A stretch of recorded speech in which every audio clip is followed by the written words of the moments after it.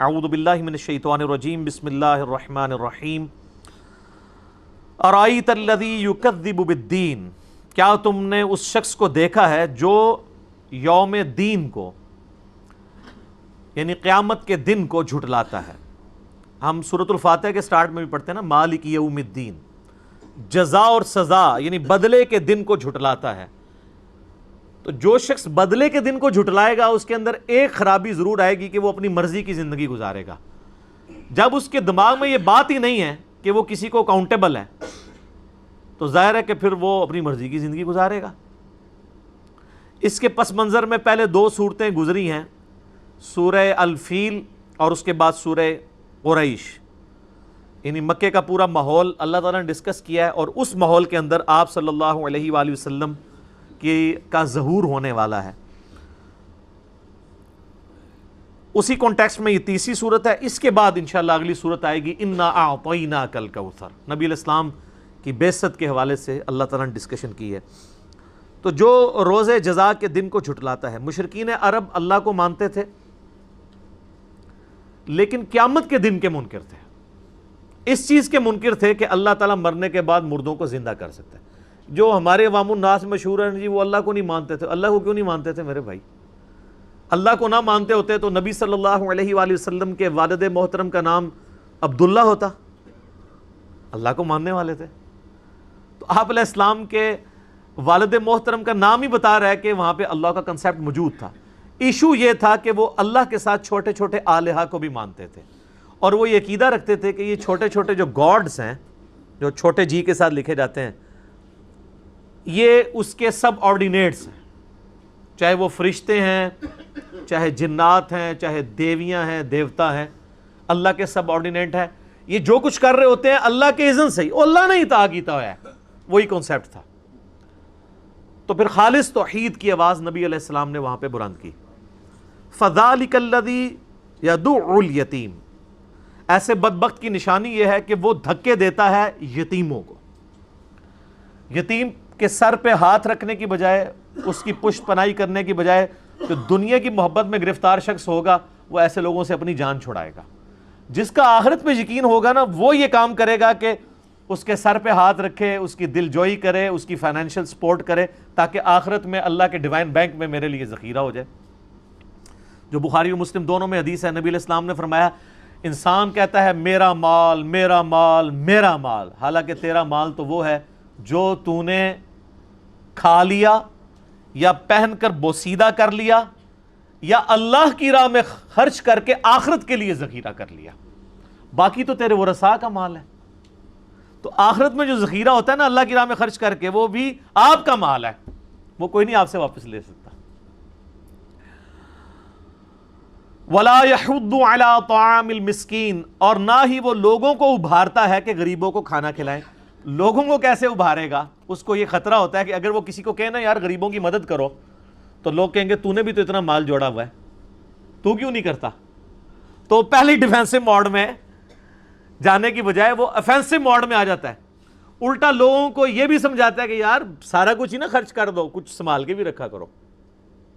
ایک تو ایکسٹریم رویہ ہے نا کہ آپ سب کچھ دے دیں، اس کو بھی کنڈیم کیا گیا سورہ بنی اسرائیل میں کہ نہ تو اتنا ہاتھ کھلا کر دو کہ بعد میں جو ہے وہ شرمندہ ہو کے بیٹھ جاؤ کہ یہ کیا کر بیٹھا، اور نہ اپنے ہاتھ کو گردن کے ساتھ اتنا بندہ رکھو کہ کسی کو کچھ دو ہی نہ۔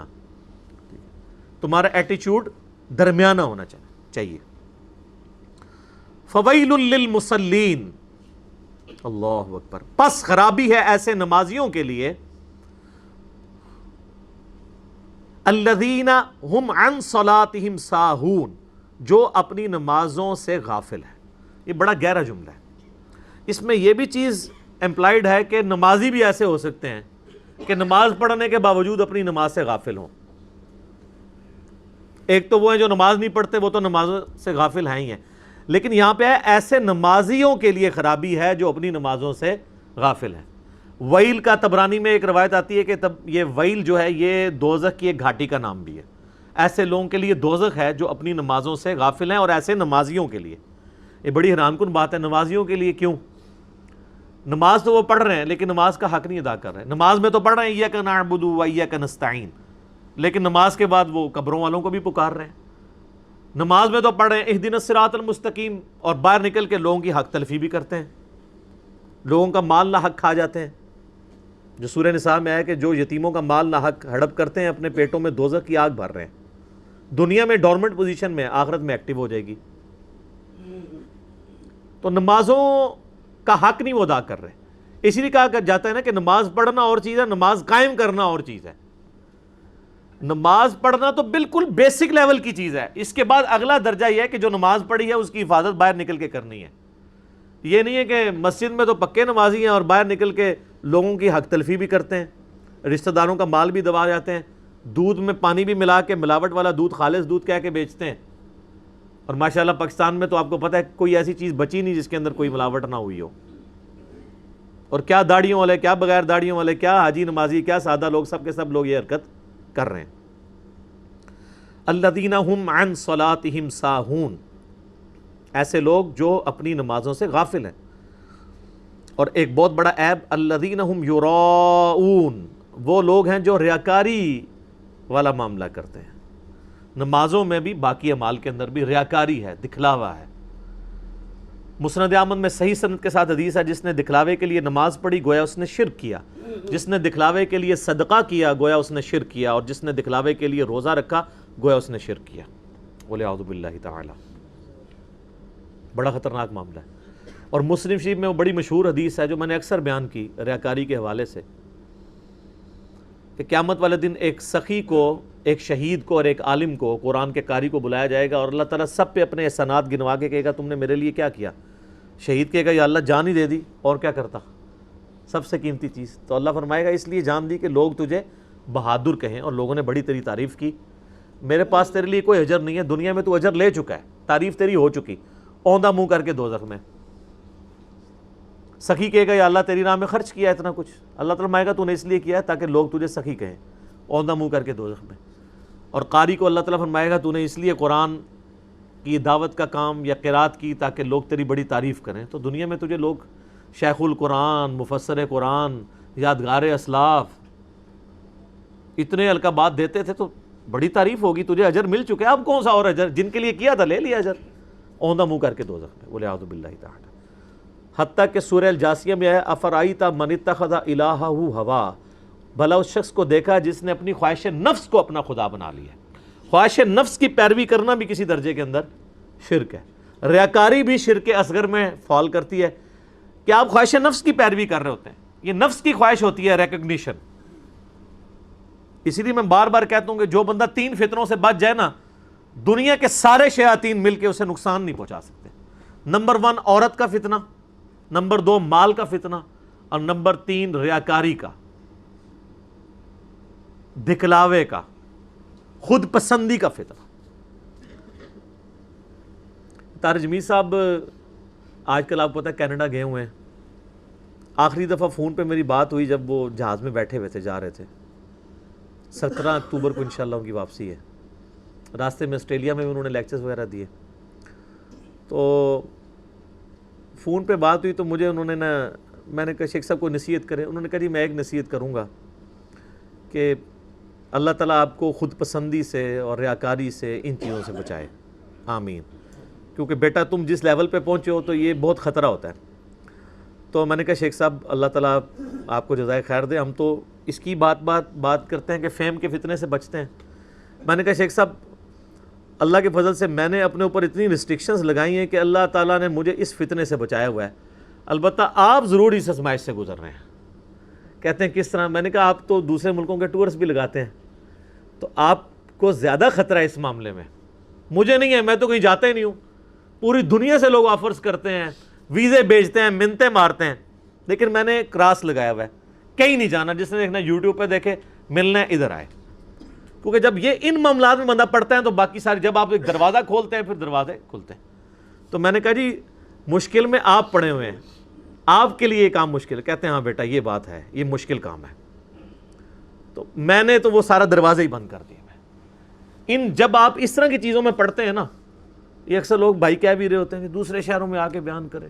میں کہتا ہوں کیا کروں آ کے یار، وہاں پہ آلریڈی آپ کو تعارف ویڈیوز کے ذریعے ہوا ہے نا، تو اب میرا وہاں آ کے کرنے کیا کون سا کام ہے؟ آپ ادھر آ جائیں یا ویڈیوز پہ دیکھتے رہیں۔ جب انٹریکشن بڑھتا ہے تعلقات بڑھتے ہیں. یہاں آپ کو پتہ ہے کس کس سٹیٹس کے لوگ آتے ہیں. اللہ کا شکر ہے کہ میری ڈیلنگ سب کے ساتھ ایک لیول کی ہوتی ہے اور طبیعت کے اندر غنا پایا جاتا ہے. آپ اس کو ماڈرن دور میں بے شک بد اخلاقی کہہ دیں, لیکن اسٹریٹ فارورڈ ہونا اسلام میں خوش اخلاقی ہے. ریاکاری کے فتنے سے, خود پسندی کے فتنے سے بچنے کے لیے چیزیں ضروری ہیں. باقی ابھی گفتگو میں اگر کہتا ہوں کہ میں نے یہ کیا, میں نے یہ کیا, تو اس کے بعد میں آپ سے کچھ مانگ تو نہیں رہا اس کے بس. لوگ میں کیا کہتے ہیں تو اینڈ پہ آپ سے گزارش کرتے ہیں کہ ہمارے مدرسوں کا نظام چل رہا ہے, اس میں کچھ حصہ ڈالیں. ہم تو آپ کو اپنی جیب سے کھلاتے ہیں, ایک پیسے کے روادار نہیں ہیں. تو میں نے اس دعوت کے عوض کچھ بھی نہیں کمایا. اگر کوئی مشہوری کمائی ہے تو وہ بھی کوئی نہیں.